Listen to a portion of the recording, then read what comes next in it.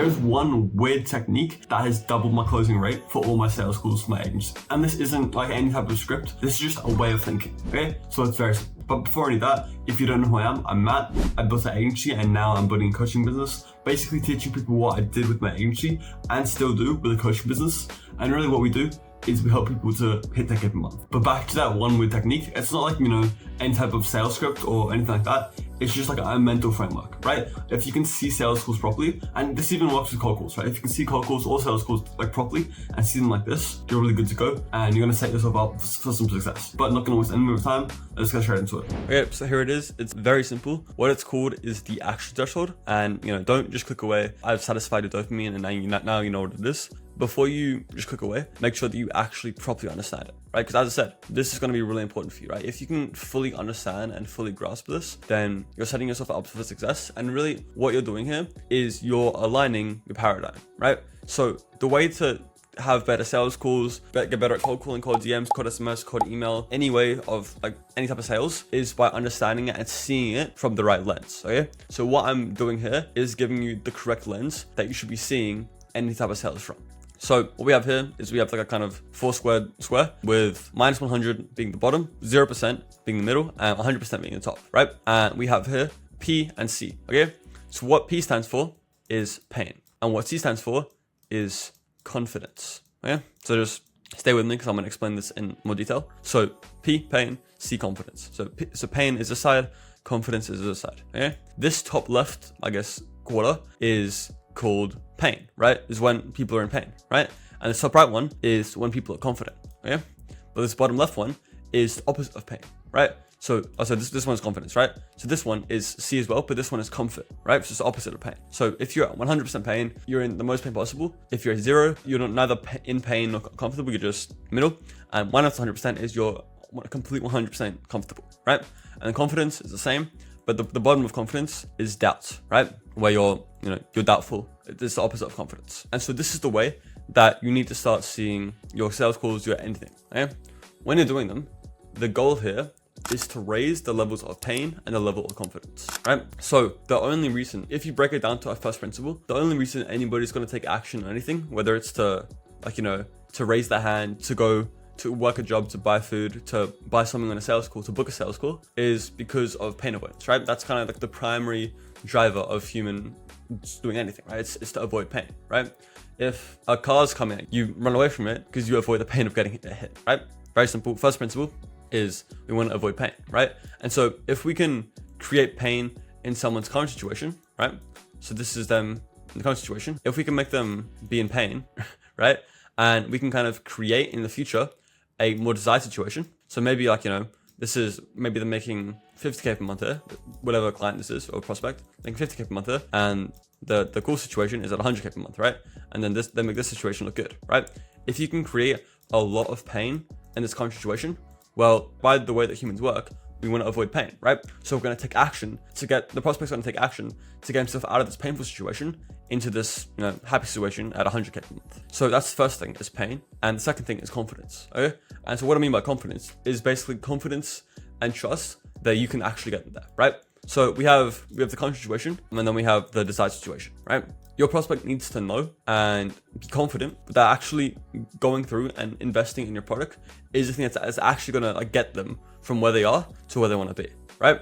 If they're in pain, they want to take action, right? But they need to make sure that the action is actually going to get them out of that current situation, right? Because if they're in 100% pain, but they're extremely doubtful that your product will work, they're going to take action, but just not with you. So we need pain to elicit action, and we need confidence so that the action they take is picking you and buying into your service, right? And all it comes down to is pain percent, right? So the amount of pain they're in percentage form, right? Or it's minus if they're in comfort, plus confidence percent, and then all of this divided by 2. And then this equals the percent chance of action, okay? So let's break this down. Let's say ideal situation, they're in 100% pain in the current situation, and then 100% confident that you can bring them, you can actually get them from where they are to where they want to be. 100% plus 100% divided by 2 equals 100% chance of action, right? If they're in the perfect amount of pain and they want to take action as soon as possible, right this second, and they're extremely confident and 100% trust that you can get them to where they want to go, they're going to take the action of buying your service, right? But then let's say they're in 30% pain and they have 50% confidence, right? So 30 plus 80 equals 40% chance of action. So they're in a amount of pain, and they're somewhat confident that you can deliver. But obviously the issue here is that the pain level and even the confidence level is pretty low, right?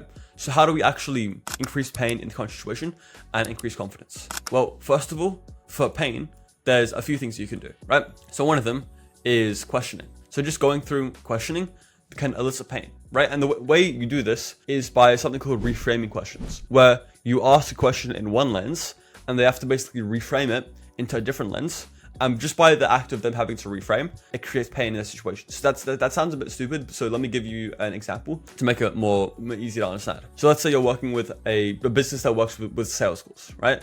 And so you ask them, okay, how many sales calls do you have per day? If you ask them the question and they're booking one sales call per week, or maybe one every 2 weeks, if you ask them the question, how many sales calls are you booking per day? They have to reframe the question and be like, bro, it's not even a per day thing. Like, we're booking probably one a week, if that, like maybe once every 2 weeks, right? When someone has to reframe the question, they're going to kind of realize the seriousness of that situation, right? And this is actually, that's the first one. And the second one is to create seriousness, right? So questioning it is also good, but it kind of leads into creating seriousness, right? So if you can be like, if, nothing changed and you were still at this revenue level that you're at, in 6 months from now, would you still be running the business? Like, this is serious stuff, right? This is really important, right? If you can create that level of seriousness and kind of go from like a laid back line of questioning to like coming forward and being like, this is really important, then right there, the pain level is going to skyrocket. And I'm sure there's a bunch of other methods that you can use, but those are like kind of the big two that I personally like to use on calls, right? The cool thing about the pain is that the majority of it is done for you, right? We're using this to kind of indirectly bring out the pain, but the pain is already there, right? Because they wouldn't be in the situation they're in. Like, if they were already in their desired situation, then there would be no point in contacting. If they're talking to you, they already have that pain. It's just up to you to kind of bring it out, but not in a way that like you don't want to like create pain, right? You want to bring it out and you want to amplify it. It's not like you want to like cut their arm off and then like give them like, and then ask if they want to do a surgery. That's stupid, right? Because you're the one inflicting the pain. You just want to amplify what's already there. That's pain. And then in terms of confidence, there's 3 things you can do, right? So 1, 2, and 3. So 1 is very simple. It's your offer, right? If you have an offer, as Alex Wines would say, so good, people feel stupid saying no. This is probably the most important one. If you have a grand slam offer that is, once again, as Alex Wines would say, so good, people feel stupid saying no, then obviously that would mean that the offer is so amazing and so great that it basically guarantees that they will get to where they want to go to, right? And so that's obviously going to raise the confidence heavily. Number 2 is social proof. So a lot of you just starting out will have this, and that's completely fine because this is only one aspect of it. And I would say like maybe 60 to 70% of it comes down to the offer, and then like 15 to 20% of it comes down to social proof and number 3. If you have the offer and the third one, you can get away with not having social proof, but obviously it does just help, right? So this is like, testimonials, reviews, referrals, stuff like that, or other people have gone through your service and have had an amazing experience with it, right? Pretty self-explanatory. I didn't need to explain to you what that is. Number 3, and probably the one that is used the least, but it's just as good, if not better than social proof, is conviction, right? Having genuine conviction, right? So this is kind of like social proof, but coming from you. Social proof is like conviction from others, and your conviction is social proof from you, if that makes sense. If you can, like on the call, if you're on a cold call, this is why another reason why cold calling is amazing, is because they can hear the way that you talk, and obviously they can on sales calls. If they can genuinely hear the conviction in your voice and you are genuinely convicted, sales is a transfer of emotion. So just by you being convicted, that's going to make them convicted because of how convicted you are, right? So if you can combine all these 3, the first one, most important one, is have an offer so good people feel stupid saying no.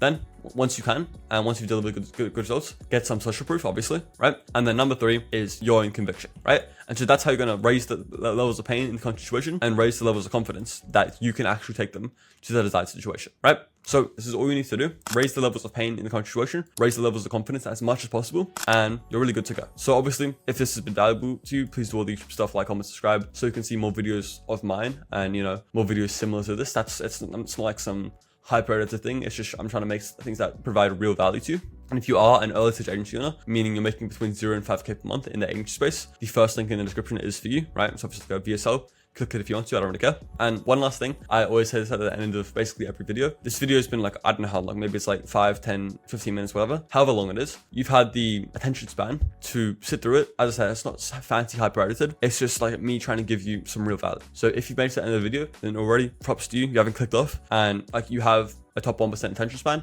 And just by doing that and watching these types of videos, I can already tell that you're going to do really well. So I'll see you in the next one. Bye-bye.